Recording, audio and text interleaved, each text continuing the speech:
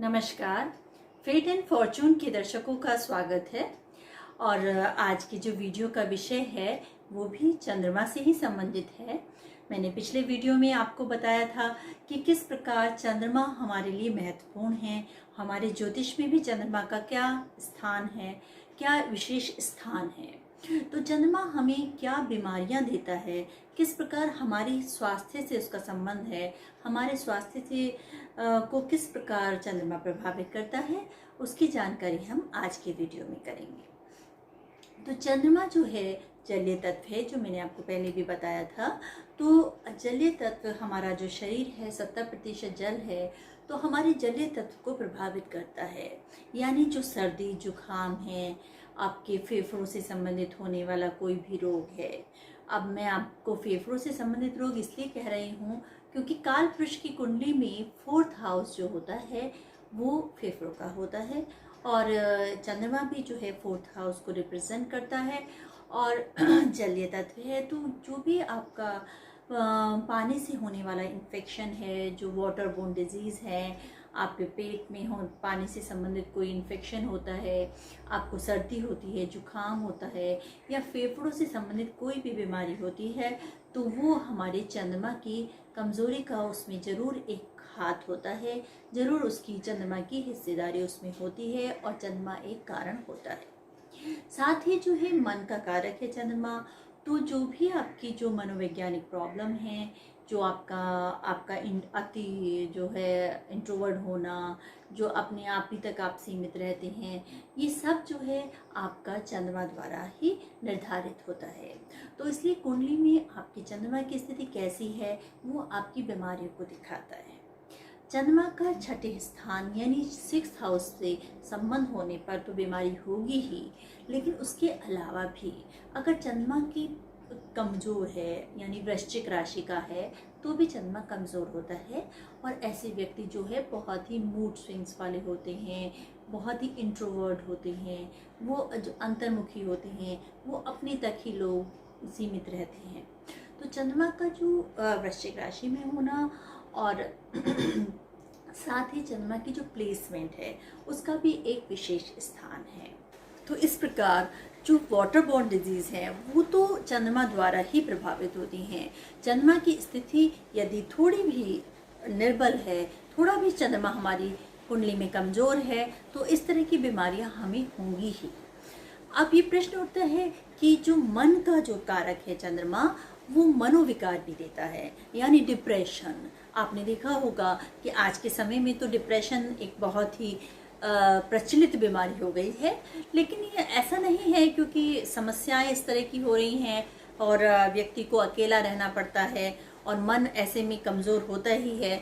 तो और साथ में यदि चंद्रमा कमज़ोर है तो आपके मनोविकार आने का जो ज़्यादा संभावना हो जाती है। डिप्रेशन आपको आसानी से हो सकता है। तो किन स्थितियों में डिप्रेशन होगा कि यदि व्यक्ति अपनी बात को दूसरे को नहीं बता पा रहा है। जो वृश्चिक राशि में यदि व्यक्ति है, यदि व्यक्ति का चंद्रमा 8वें घर में है, तो ऐसे व्यक्ति बहुत ही अंतर्मुखी होते हैं और वो अपनी बात को नहीं कह पाते। लेकिन इसका मतलब ये नहीं है कि उनको डिप्रेशन की बीमारी हो जाएगी। डिप्रेशन की बीमारी के लिए उनका 6th हाउस से चंद्रमा का संबंध होना बहुत ज़रूरी है।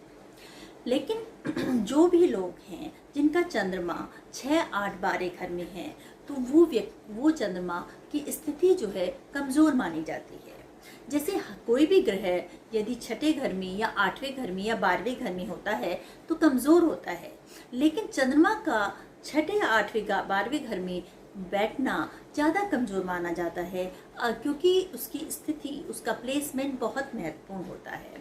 साथ ही चंद्रमा का कमज़ोर होना, नीच का होना, और चंद्रमा का जो नीच कमज़ोर होना इस बात पर भी निर्भर करता है कि वो आप कब पैदा हुए। आप उजाले के टाइम पैदा हुए, शुक्ल पक्ष में पैदा हुए या कृष्ण पक्ष में पैदा हुए। चंद्रमा आसमान में किस तरह का था उस समय, आसमान में दिखाई दे रहा था या नहीं दिखाई दे रहा था। आप कृष्ण पक्ष में दिन में पैदा हुए तो अच्छा है, चंद्रमा बलि रहेगा। और अगर शुक्ल पक्ष में रात को पैदा हुए तो चंद्रमा बलि रहेगा। तो चंद्रमा की जो बलि होने की स्थिति हम लोग कई तरह से देखते हैं, लेकिन जो चंद्रमा हमें बीमारी देते हैं उसमें वाटर बॉर्न डिजीज पक्का होंगी, और साथ ही जो है आपके नेत्र की जो आईसाइट है, मतलब पास की आईसाइट को भी चंद्रमा रिप्रेजेंट करते हैं, चंद्रमा बताते हैं। लेकिन जो मन से संबंधित जो बीमारी है, जिसमें आप दूसरों को नहीं बता पाते हैं और डिप्रेशन में चले जाते हैं, वो तो चंद्रमा द्वारा ही दिखाई देती है। और कभी कभी ऐसा भी होता है कि ये डिप्रेशन आपके लिए बड़ी बीमारी बन जाता है। तो डिप्रेशन किन स्थिति में होता है? यदि चंद्रमा आपके राहु या केतु से अफ्लिक्टेड हो तो ज़्यादा डिप्रेशन होने के चांसेस होते हैं। वृश्चिक राशि के होने से आप अंतर्मुखी हो जाएंगे, लेकिन डिप्रेशन होने का कारण जो होता है वो राहु केतु का एफ्लिक्शन ज़्यादा होता है। और साथ ही अगर 6th हाउस से उसका संबंध हो जाता है तो वो और भी अधिक बढ़ जाता है। चंद्रमा और राहु की युति बहुत प्रभावी होती है, और ऐसे में जो है व्यक्ति जल्दी घबरा जाते हैं और बहुत जल्दी चिंता में आ जाते हैं। और अगर चंद्रमा और केतु एक साथ हैं तो ऐसे में व्यक्ति अपनी मन की बात नहीं बता पाते हैं और मन क्या नहीं कर पाते हैं, तो उनको बहुत फ्रस्ट्रेशन हो जाता है। तो इस तरह बहुत सारी बीमारियों को हम चंद्रमा द्वारा देखते हैं। और मेडिकल साइंस में ऐसी तमाम सी बीमारियां होती हैं जिनमें वाटर रिटेंशन होता है, जैसे लंग्स में पानी भर जाना, आपके पेट में किसी हिस्से में पानी हो जाना, ऐसी तमाम सी जो, और खासकर स्किन की प्रॉब्लम, जो स्किन की जो प्रॉब्लम होती है उसमें भी जो है कई बार पानी का बहुत बड़ा हाथ होता है, बहुत बड़ा हिस्सा होता है। तो जो भी पानी से संबंधित होने वाली बीमारियां हैं उसमें चंद्रमा का विशेष स्थान है। तो इस तरह चंद्रमा हमें इन सब बीमारियां देते हैं, खासकर डिप्रेशन, आपके कफ, खांसी, और आजकल तो सभी लोग कफ और खांसी को लेकर बहुत अधिक परेशान हैं। तो इस तरह हमने आज जाना कि चंद्रमा हमें स्वास्थ्य को किस प्रकार प्रभावित करते हैं, और हमें चंद्रमा को बल देने के लिए क्या करना चाहिए, क्या क्या उपाय हम कर सकते हैं, उसके बारे में आने वाले वीडियोस में मैं अवश्य चर्चा करूंगी। तो आप मेरा चैनल देखते रहें, और यदि आपने सब्सक्राइब नहीं किया है तो कर लीजिए, और लाइक, शेयर और कमेंट्स भी कीजिए। धन्यवाद।